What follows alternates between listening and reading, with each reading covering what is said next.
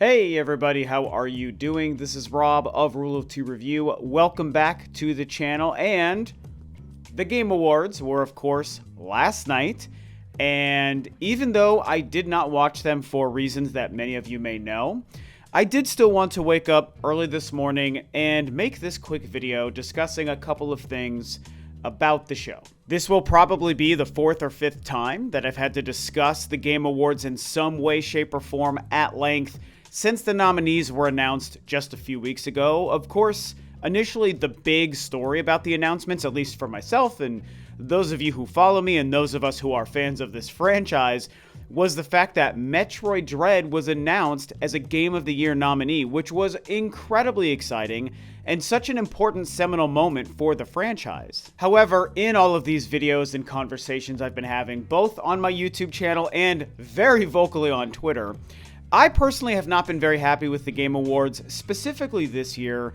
I've traditionally supported them, and I know you guys have heard me say this. I've traditionally supported them and defended Jeff Keighley's motivations behind the show for years. Last year, while I was still invested, I was definitely starting to waver a little bit. And then this year, despite my favorite game getting nominated for Game of the Year, Metroid Dread, I more than ever was like, just not feeling it, and I was really seeing through a lot of the kind of nonsense and garbage and the money-influenced sponsorships and just all of the problems with the show, and even Jeff Keighley's personal approach. And so now that the show has come and gone, as of last night, I wanted to discuss both what happened with Metroid Dread, as well as kind of Nintendo's larger approach to the show. I don't want to just break down the Game Awards show and the fact that most companies snubbed the show. Obviously, we focus on Nintendo here, so I want to kind of gear it towards that. And everyone has already made 100 videos, probably, talking about why the show wasn't very good. And so while I share those sentiments, that's not really the purpose of this video. We're talking Metroid, and we're talking Nintendo. As always, before we dive into the Metroid Dread and Nintendo Game Awards topic, I like to remind you guys I'm always trying to grow the channel here on Rule of Two Review. I upload every single week. I talk about all things Nintendo, I talk about all things Metroid, and I discuss all things gaming. So as you watch this video, if you seem to like what you hear and what I'm doing, then I hope you will consider subscribing to the channel. So let's talk about Metroid Dread and the big snub. Metroid Dread did not win Game of the Year, which of course broke the hearts of myself, all of you guys who are Nintendo and Metroid fans, and I think a lot of people who maybe just know how good this game was. And, you know, at this point we all know the game that actually won Game of the Year was the game called It Takes Two, which is only one of the two nominees I actually did not play this year. It's not a game or a style that typically kind of appeals to me, so I really have no interest in playing the game. But I've heard it's great, so it should be noted that I don't want to be that guy that's just like, oh, only my favorite thing has to be what wins, and if not, then it's bad because my opinion wasn't agreed upon.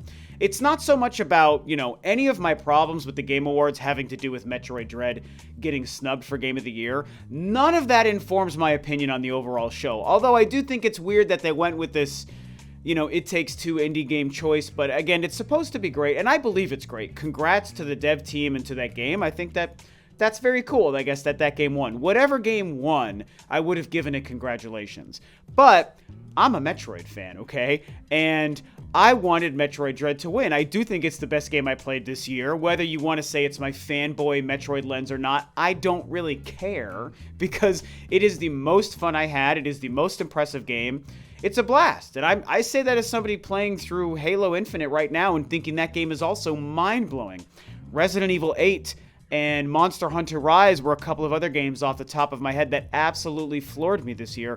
Tons of great games that I played, but without a doubt, the return of Samus and the legendary Metroid franchise, and the fact that they knocked it more out of the park than we could have asked them to do, of course that was my Game of the Year, and of course I wanted it to win, so yeah, I'm not mad at the game It Takes Two at all, but I am sad that Metroid Dread didn't get the nomination, or the win, I should say, that I truly feel it deserves. As most of us know, the game did, however, win the other category it was nominated for, which was Best Action Adventure Game.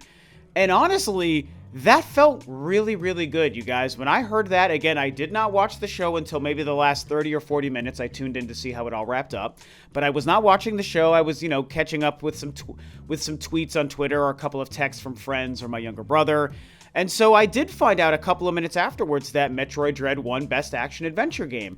I thought that was spectacular, and I'll even be honest with you, I was surprised how good it really felt once I saw that news. I was like, whoa, it won this award. That's great. Like, hooray, the game deserves it.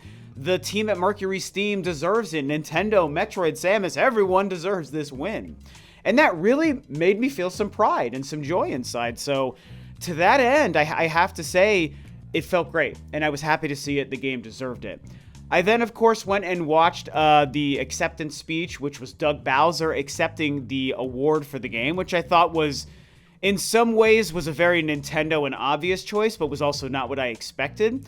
I think it's a shame that there was no one from Mercury Steam actually present at the show, or any of the developers who truly worked on the game present to accept the award. I mean, I like Doug Bowser, but I have to say, that didn't feel great to me. That didn't feel like the wisest choice.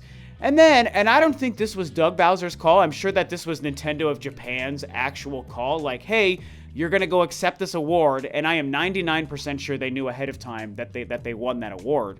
And so here's what we want you to do. And they gave him about 30 seconds of a bit of an advertisement for the game. He almost spoke about the game like it was a commercial for the game, which was kind of weird and strange, and I didn't really love that, but it is what it is. And then he did read some messages and talk about the development of the game, represented Mercury Steam, who wasn't there, and some of what they had to say about working on the game and their appreciation for winning. And so that part was great. But I think it's a shame that Doug Bowser was there to accept the award and not anyone who actually worked on the game. And as I tweeted after I watched that speech, and I was correct when I said this, to me, the way he accepted that award and gave that speech, that felt to me like confirmation that Metroid Dread was not going to win Game of the Year, and that they knew this was their one shot to kind of talk about the game and acknowledge its success and how great it is, and accept a worthy award that it was worthy of winning. So I'm not trying to downplay winning Best Action Adventure Game. It's a big deal, and it deserves that. But I could just read the room, and I could read between the lines, and I was like, this is Nintendo knowing this was the one award that they won the entire night, and it was the only award Metroid Dread was going to win. And so I'll wrap this part up by saying that, at the end of the day, as far as the Game of the Year award goes, just being nominated was a big deal. They, of course, had a symphony there where they played, like a minute of music from each of the games nominated, which they do every year, or they have been lately. And, that minute or so of playing Metroid music orchestrally was just, it gave me chills. It was so powerful and so great. All of it sounded great, but when that famous Metroid tune comes in and it's being played by an orchestra live, and I'm a musician myself, so I'm even more attuned and impressed by that kind of stuff, I just loved it. And so, props to at least recognizing Metroid Dread enough to give it a nomination for Game of the Year. That in and of itself is valuable and important and speaks a lot to the game and its success and its quality. And winning Action Adventure Game also speaks to its success and its quality. So it is what it is. I told you guys going into it, I didn't want to believe Metroid Dread was a lock. I felt like it had a pretty solid shot. But I truly think that Resident Evil 8 was the game I most expected to win. I was getting nervous Deathloop was going to win. And I did not like Deathloop, even though I was very excited for it. So I was hoping Resident Evil would take it. Instead, I think they gave it to a safer indie choice, and so that's fine. At the end of the day, Metroid Dread might be the Game of the Year for me and for most of you watching this video, but not in the eyes of the Game Awards. And so beyond that, through the many other faults of the Game Awards, I of course do want to wrap up and touch a little bit on the fact that Nintendo themselves just wasn't there at all. They were only there, they had Doug Bowser and maybe some other Nintendo people sitting with him in the audience, there to accept the one award that one of their games won this year.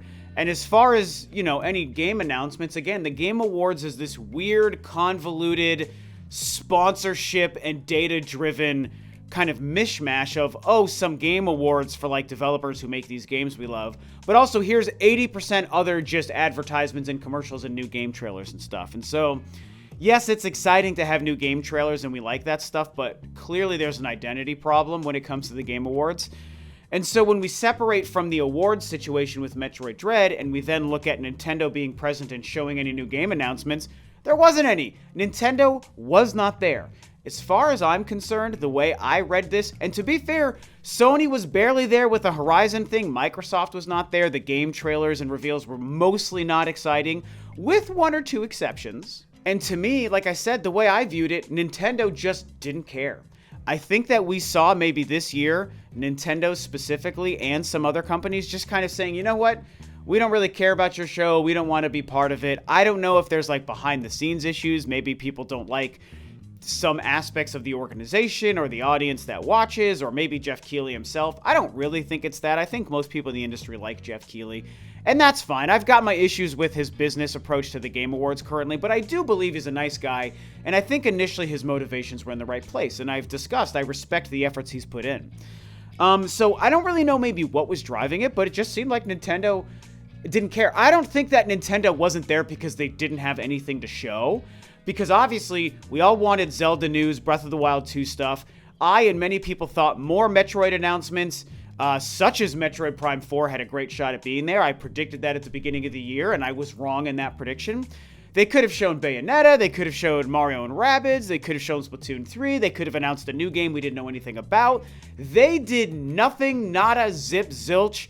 So to me, knowing they have so much stuff for the next year or two on the plate, and the fact that they didn't show anything, to me can only mean that they just didn't care about the Game Awards, and they didn't care about Jeff Keighley's little show that they know most people, granted they watch it, but they complain about it and they don't enjoy it because it's kind of bad. And so on one hand, that could be seen as maybe a negative or a not good thing or a disappointing thing. I mean, I was disappointed to see that there were no new trailers for any new Switch games or even any new big games really at all, again with one or two exceptions. But it could also be viewed as a little bit of a positive thing, because maybe that means that Nintendo is going to open serious floodgates, hopefully starting in January 2022, for all sorts of new and exciting info and trailers and game reveals and all sorts of stuff. I mean, maybe it's just because they have a ton of things that they're planning for 2022, lots of Nintendo Directs, lots of E3 stuff next summer,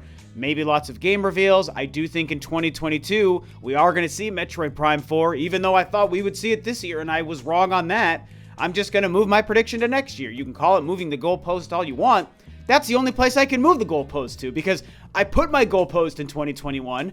2021 is now basically over. We didn't see Metroid Prime 4, so yeah, naturally all I can do is now expect it next year. So I'm moving the goalpost to 2022. I think that next year we'll see Metroid Prime 4. Hopefully Breath of the Wild 2 sticks to a release next year, which means we'll learn more about that.